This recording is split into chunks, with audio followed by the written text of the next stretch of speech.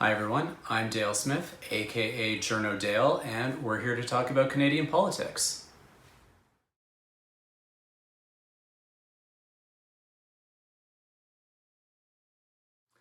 It is time to take viewer questions, and we are starting over on the Patreon with Martin. Martin asks, the Irish Parliament is using a 2,000-seat convention centre for some of its meetings. Has the Canadian Parliament considered anything like that? Is there a big enough venue? Also, MP Scott Reid tweeted out a seating plan for the House of Commons that would seat approximately half its members. Was that ever taken seriously? So far as I know, there hasn't been any discussion about using a larger venue for the House of Commons. But I would also say that it's pretty much unnecessary.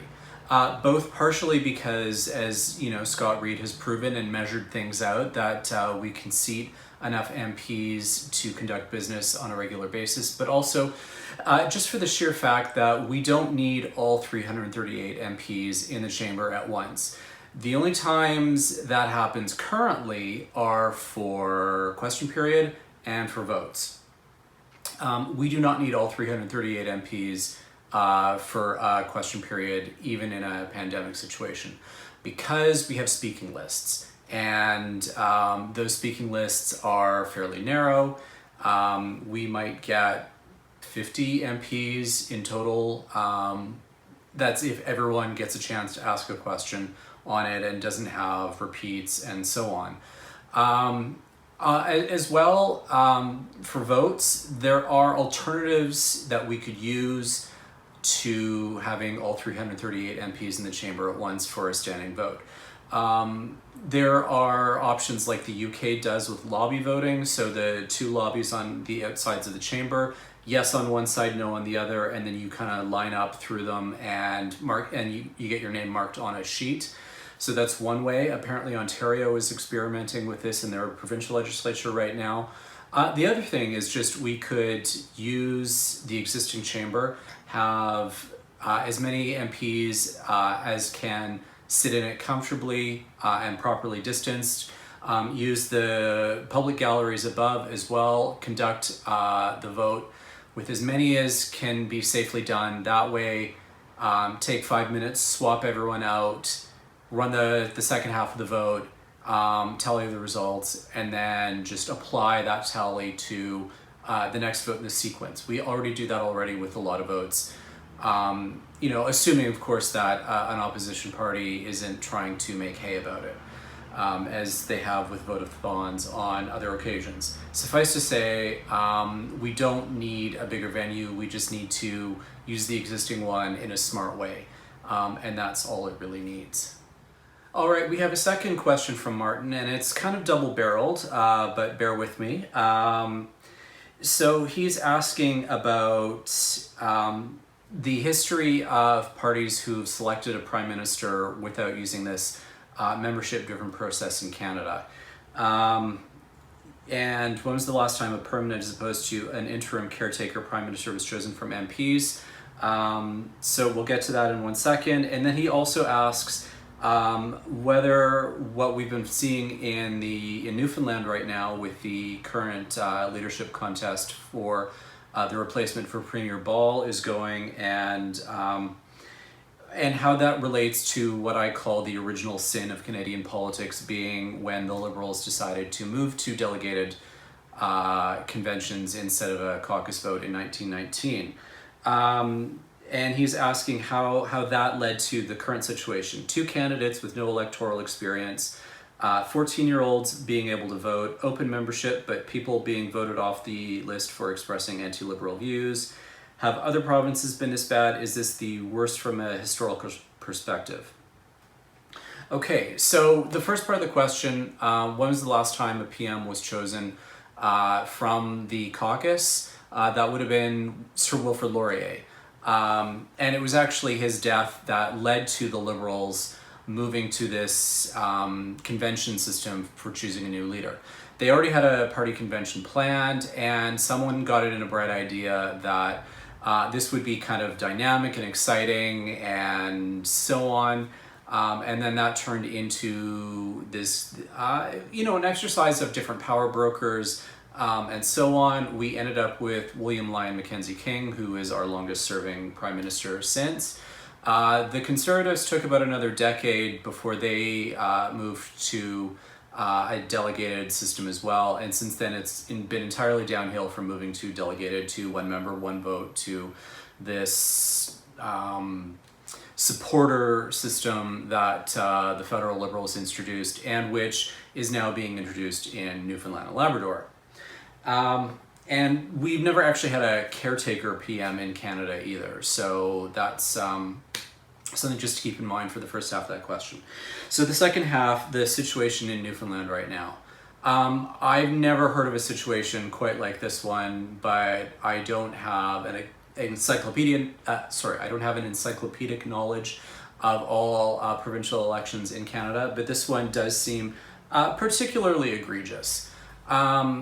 So first of all, the two candidates, neither of which having electoral experience, that's one of the problems that comes up with running these leadership contests as open to pretty much anyone.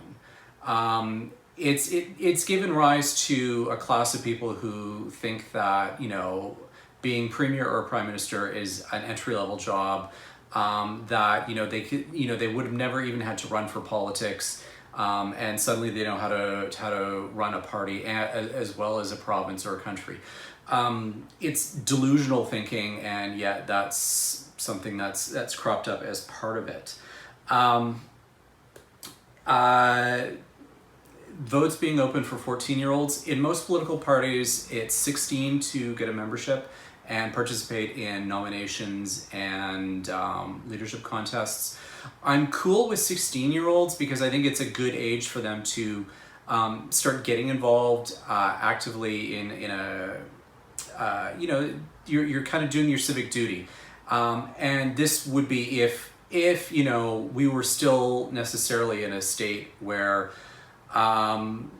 these memberships were actually doing what they're supposed to in terms of policy development, nomination races, and so on. Part of the problem, though, is that this has all been so gamed now by changing structures within parties so that there's so much more top-heavy, even when they claim otherwise.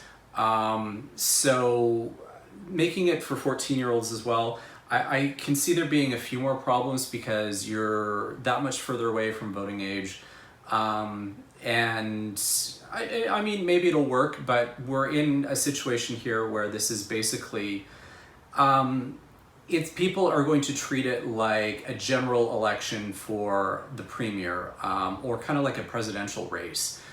In that case, this is what Alberta wound up doing for decades, as a sort of one-party state, where when the premier decided to resign or retire, and the party would open up its leadership contest, it kind of became basically a presidential race within the province, and people would sign up with their $10 for membership, right? You know, even between successive ballots, and it created this situation where the premier was beholden to nobody. And it just kind of spiraled until we eventually saw the demise of the Progressive Conservative Party in the province, partially as a result of that. But it's also just kind of watered down the political system. It's no longer about grassroots, bottom up. It's very much about that centralizing power, because they have the so-called democratic legitimacy of these votes from this electoral contest. And that's kind of what's playing out in Newfoundland as well. Other thing I would mention as part of Martin's question here, around the anyone can participate so long as you agree with Liberal values, so it's just a check mark. The federal Liberals did this, you know, anyone can participate in this contest so long as you totally swear you're not a member of another party. The only reason parties do this is to populate a database. It's kind of gross, it's kind of icky, it's absolutely diminished what membership in a political party is supposed to do. It's, you know, basically watered down the system. And it just further, and because it's intended to drive up the numbers for however many people voted for this leader, which then enhances their democratic legitimacy to then centralize more power. It's this awful negative feedback loop that just makes everything worse. And this is all stemming from that original sin in 1919 when the federal liberals decided to move away from caucus selection. So long answer, but basically this is kind of the extremes to which things are running as a result of people constantly treating this like it was just a case of modernization or so on. It's not actually. It's a centralizing power, and it has made everything worse in our politics afterward. So that's kind of my thoughts on that. Our last question is from Patricia on Twitter, who asks, how much damage has the We imbroglio inflicted on Trudeau and Freeland, who looks like his successor? And seeing as this is now a real political scandal, how are opposition parties reacting? So the first part of that, I would say, I think Trudeau's brand is tarnished a little more. This is 3 strikes, and is it enough to have his party tell him he's out? Maybe not. There is a bit of a vacuum, I think, in terms of where possible successors might be. Freeland is certainly being touted as a possible successor. But I don't know that she has a power base within the party, either the caucus or the party membership. She's been supremely competent at being a minister and now deputy prime minister. So I think that those are points in her favor. But on the politics side, just the raw capital P politics, I don't know where her power base is entirely. So that would be my question. As for if she's been tarnished by this, I think it possibly a little bit by association, but so long as she can still look like the competent caretaker of what's going on, I think that will probably shield her from most of it. In terms of opposition reaction, the first week or so was just this kind of frustrating experience of trying to get more officers of parliament involved, get the auditor general, get the ethics commissioner, and we've actually even just this last week, or as I've been filming this, they're getting the lobbyist commissioner involved as well. That's kind of irritating for someone like me because it's showing that MPs are just basically trying to fob off their homework onto someone else who is nonpartisan, and then they can say, see, look, the nonpartisan commissioner said that you did wrong, and then it tries to make it look like they aren't playing political games or being partisan about it when they're using that report. Now, this having been said, they did finally wake up and realize that they have powers in committees that they can use, and they have been using them now. We've been having ministers and officials being called to committees to examine the situation and try and get some rationales and some answers, essentially. And we've got some, not all, a lot. But this is kind of the job that MPs are supposed to be doing. These officers of parliament are supposed to be supporting the MPs and these committees, not doing the work for them. And that's the thing we need to remember. So that's kind of where we're at. We'll see in the next couple of weeks how these committee hearings roll along, what kind of reports come out of those. And that's kind of how we'll see how well the opposition parties have been doing, whether they're taking it seriously or whether they're simply, just playing partisan talking points and so on. The fact that they tried to call in the RCMP over this is another one of those situations where it's really kind of one of the things where we shouldn't be calling the police on our political rivals because we are not a police state.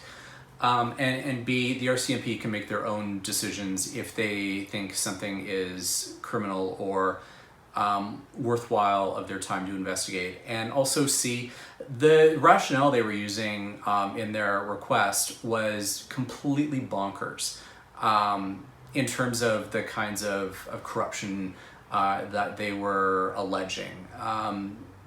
And you know, having listened to law professors talk about this on the politics shows, I think you know, this is one of these things where they kind of overplayed their hands, but this is what they keep doing. They overplay them right off the start and leave very little in reservoir for when things do get bad. So that's kind of how that's been reacting.